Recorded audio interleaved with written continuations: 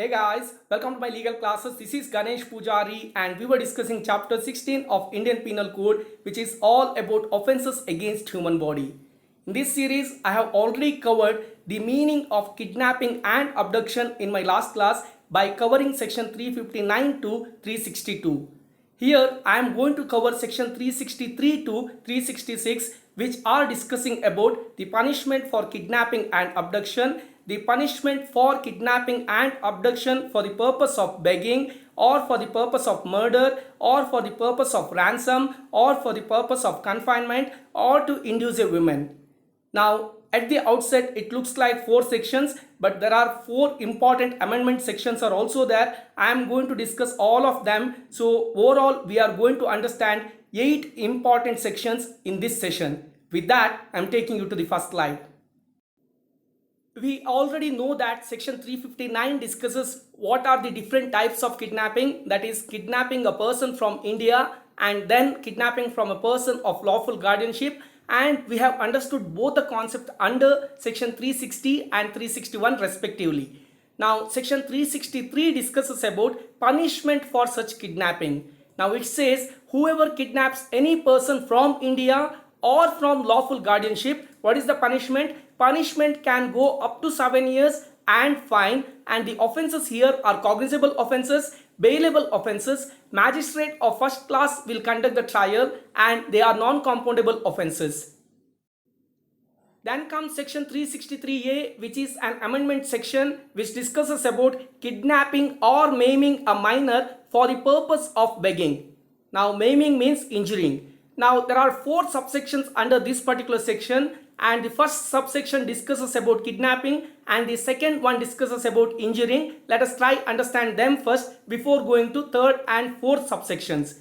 What does first subsection say? It says whoever kidnaps any minor or he is not the lawful guardian of such minor but obtains the custody of that minor for the purpose of putting such minor for employment or for the purpose of begging. In that case, it is a punishable offense, and the punishment here can go up to 10 years of imprisonment along with fine, and they are cognizable offenses, non-bailable offenses, magistrate of first class will conduct the trial, and they are non-compoundable offenses. Likewise, subsection 2 discusses about whoever injures any minor for the purpose of employing them or for the purpose of begging shall be punishable. And what is the punishment here? It can go up to imprisonment for life along with fine, and they are cognizable offences, non-bailable offences, court of session will conduct the trial, and they are non-compoundable offences. In subsection 1 there is a kidnap, and in subsection 2 there is kidnap as well as injury comes in. That is why the punishment is also increased. Now let's look at the subsection 3. Subsection 3 says if there is any person who is not actually the lawful guardian of a minor and he uses such minor for employment or for the purpose of begging, in that case it is presumed that he has kidnapped that particular minor unless and until the contrary is proved. That means such person who has used for employment or begging should prove that he has not kidnapped, otherwise it will be presumed as kidnapping. Now subsection 4 discusses about 2 important things, that is the meaning of begging and the meaning of minor. Now what is the meaning of begging? In public place, if somebody is singing, dancing or fortune telling or performing some tricks or selling some articles or anything else, if they are doing for receiving alms, then that is begging. Or if they are going to private place and asking for some alms, that is also considered as begging. Or if they are showing some sore, wound, injury, deformity or disease, like they say I don't have a leg, I don't have a hand, I have injury here, I have some burnt thing. If they are showing anything of that and asking money, that is also begging. And the last one, if somebody is using a minor as an exhibit, keeping a small child with them and asking for money, etc., is also considered as begging. Now we have used sufficient time minor in this particular section. Now what does minor means? In the case of male, anybody below 16 years is a minor, and in the case of female, anybody below the age of 18 years is considered as minor. That is a very important point you need to remember. With that, I am taking you to section 364. Section 364 discusses about kidnapping or abducting in order to murder. Now, if anyone kidnaps or abducts any person for the purpose of murdering him or disposing even after knowing that it is done for the purpose of murder, in that case it is a punishable offense. And what is the punishment here? It can go up to imprisonment for life or rigorous imprisonment for 10 years along with fine, and the offenses here are cognizable offenses, non-bailable offenses. Court of session will conduct the trial and they are non-compoundable offenses. There are two illustrations given in the act itself. They are: A kidnaps Z from India, intending or knowing it to be likely that Z may be sacrificed to an idol. Now, idol sacrifice is one of the scenario which is been taken here. And the second one, A forcibly carries or entices B away from his home in order that B may be murdered. In both the cases, it is considered under section 364. Section 364A discusses about kidnapping for ransom, etc. Here what happens? Whoever kidnaps or abducts or keeps any person in detention after such act and threatens or creates reasonable apprehension or of causing hurt or death of such person in order to compel the government or any foreign state or any international intergovernmental organization or any other person. For what? To do or abstain from doing any act or to pay a ransom shall be punishable. Now here the punishment can go up to death punishment or life imprisonment along with fine. And the offenses here are cognizable offenses, non-bailable offenses. Court of session will conduct the trial and they are non-compoundable offenses. So there are a lot of acts in this particular section. First, they either kidnap or abduct or keep a person, and then what do? They either threaten of hurt or death or create an apprehension that they are going to cause hurt or death, or they might cause the hurt or death. All the three possibilities are there, and by doing that, what are they doing? They are compelling any of these four organs, that is maybe their own government or a foreign state government or an international intergovernmental organization or any individual. Now any of these will be compelled to do or not to do something, or maybe asking for some money.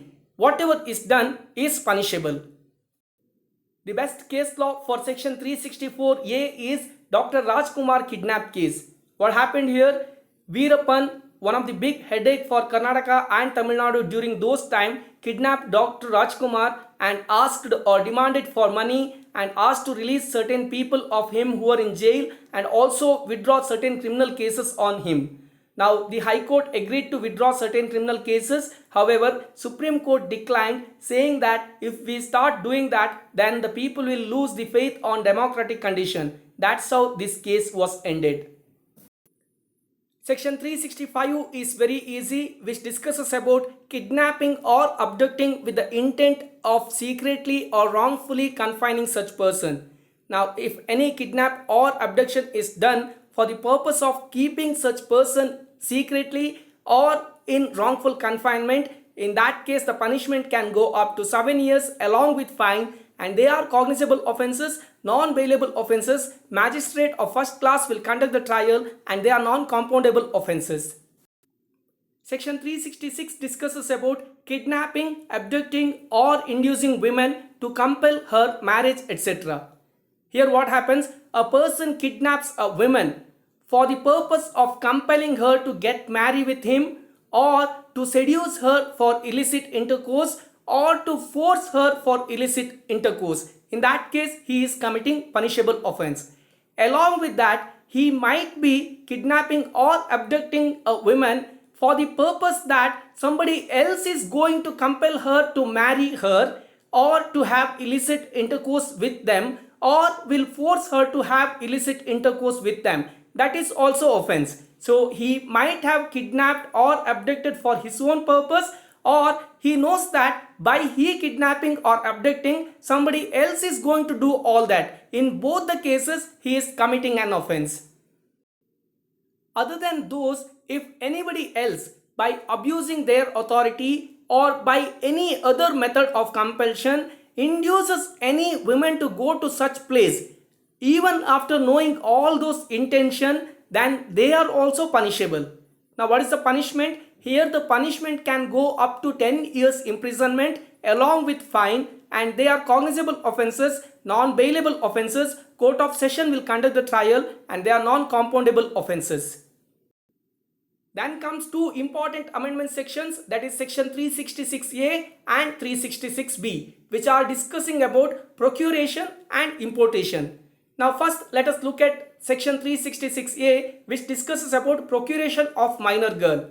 Now if anyone is procuring a minor girl, which means the girl of below 18 years age, for the purpose of forcing her for illicit intercourse or for seducing her to have illicit intercourse, in that case it is a punishable offense, and the punishment here can go up to imprisonment of 10 years along with fine, and they are cognizable offences, non-bailable offences. Court of session will conduct the trial, and they are non-compoundable offences. Likewise, under section 366B, importation of girl from foreign country is discussed. Here, if any girl below the age of 21 years is being imported from any other country other than India or the state of Jammu Kashmir for the purpose of having forced illicit intercourse or seducing her for illicit intercourse, then it is a punishable offense where the imprisonment can go up to 10 years along with fine, and the offences here are cognizable offences, non-bailable offences. Court of session will conduct the trial, and they are non-compoundable offences. With that, I am concluding this particular session. We have lot more to discuss, like the forced labor, slavery, children below 10 years, all those stuff are yet to be discussed, which I am continuing discussing from my next class. Till then, thank you so much for subscribing my channel. Please like, share and comment my videos. All the very best for whatsoever purpose you are watching my channel, and thanks again.